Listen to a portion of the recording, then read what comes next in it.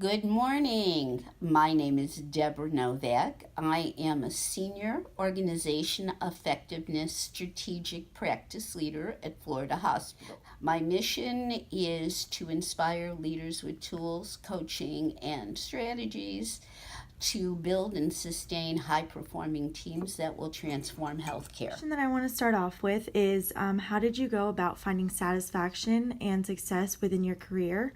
I know that building up in an organization like Florida Hospital is very tough from bottom to the top, and I think that you've done a really good job with that. Would you mind explaining that to us? Well, first of all, change management, when I was a small child, I didn't say I wanted to be a change management person.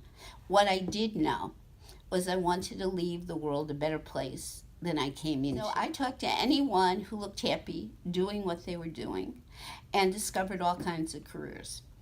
I realized that I needed to get an MBA, and the reason I did an MBA instead of an MA in organizational psychology is I wanted to move business leaders, and I knew I had to speak the language. So I started in banking, did a startup, which I love. I like a blank slate and the ability to create something new that no one else has had.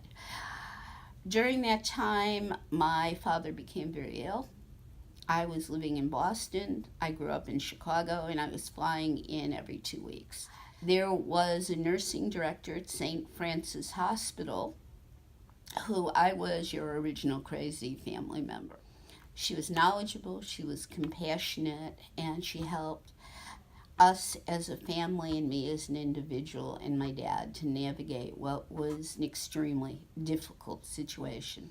My father subsequently died, and I went into healthcare because I was only going to do this for 2 years and get out and make some real money. Well, it's now 20 years later. I also was in the first cohort that Dr. Don Berwick, who founded Triple Aim and patient-centered care and the basis for the Accountable Care Act, pretty much engineered, and that was back in the mid-90s. So I've been doing that work for a long time. Incredible. At that point, my mother became ill, and she subsequently died. And there was only my brother and myself, and he had 2 gorgeous nephews. And I wanted to be part of watching them grow up. Right. So I was recruited for a job with United Airlines. And they moved me across country, paid me a lot of money, and I trained leaders all over the world for 11 months until 9/11. Oh, yeah, that would do it. Yeah, wrote a proposal, and I became the National Emergency Grant Manager. Managed a staff of 7 who ranged in age from 23 to 66, Oh my God. spoke 5 languages, represented a variety of cultures, and I worked with workforce investment directors all over Illinois, the federal government, the state government, major employers, and statewide we put over 2,000 people back to work. Looked at what would be the next logical step. Well, I networked my way into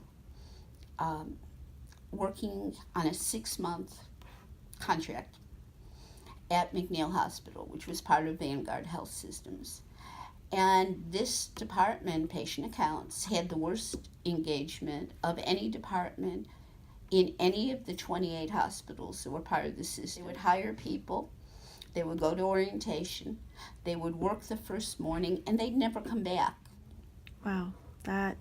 So it hasn't been easy. Oh, it's Nonetheless, never been easy. It's never been yep. easy. And this time I was really devastated because I loved what I was doing and I loved the people. You worked for it. You really did your part, you know? Yeah. You really put the legwork in and you wanted to see it through. Which is why I would never work in for-profit medicine ever again. Right. So I did some consulting work again, diversified my practice, but I was really looking for a home. In the same week that this hospital offered me a job, so did a consulting company. Now, the funny story is I never applied here. They found me through LinkedIn. Oh, wow. Yeah. And in fact, my onboarding here was relatively horrific. It was the worst I have ever experienced in my entire life. And if I didn't like the people so much, I would have told them to go jump in the lake. Couldn't find a job online. When I did, I had gone through 4 1.5-hour interviews on the phone. And I got a call, we're really seriously interested, but you got to do this HR thing. So apply. Well, I couldn't find the job. Then when I did find the job, within a half an hour, I heard I was not qualified. So I called my contact here and I said, I know healthcare is volatile, but a half an hour ago, I was a really good candidate. What happened? Mm-hmm. And it was the systems were so screwed up. So she marched herself down there and said, we want this woman. And so we went through that, and the recruiter called me. She had a headset on, so not only could I not hear her name, I couldn't get the phone number. So I had to call back here to say, okay, is this to see if I'm really interested? So I called them back and said, I'd like to schedule an interview. I get a call at 7:15 the next morning, and she interviews me for 45 minutes. And she goes, well, you've got a great start to the day. It's 9 o'clock. And I said, no, it's 8 o'clock. And she goes, I'm looking at the clock. It says 9 o'clock. And I said, I'm in Chicago. And she said, don't they have clocks in Chicago? And I said, yes, we do, but it's Central Standard Time. And this brain trust said to me, oh, were you awake? After 45 minutes of already speaking to you at oh my. I came here knowing no one. Oh, wow. And walked into an environment that when I said I did OD, they thought I was a drug counselor. Oh, goodness. So it was education, it was relationship building, and it was looking for an in. Right. I guess you have to want it bad enough after everything, and you didn't quit and you just kept going. And the first 6 months were absolutely some of the most miserable times I had spent. It was the first time I had moved. My husband died when I was in Chicago. So I moved here all by myself. My friends helped pack me up, and the hospital was horrible. You said that your husband passed away. How did you go about dealing with that?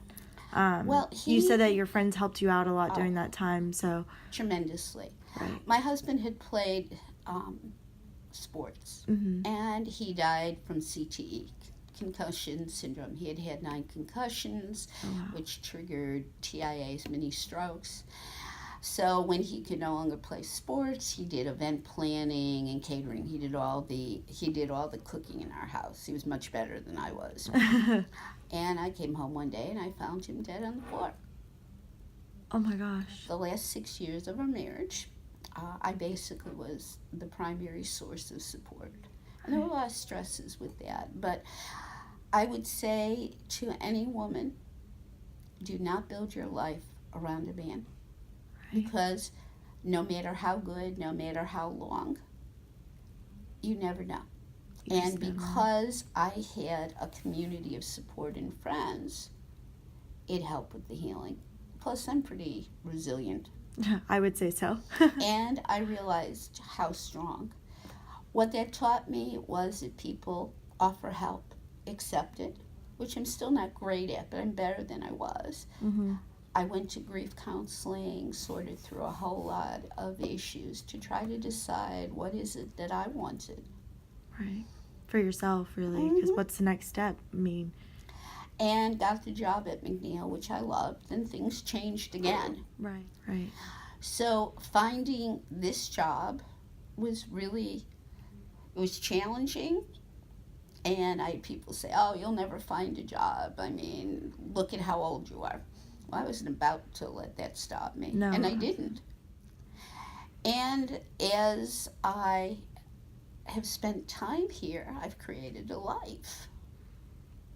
Yeah, I see that. I mean, just being an intern here, I see how much everybody like lights up when they talking to Miss Deb, and like Well, it's thank you. everybody here is such a family. It really is something that I think that you guys have all built together.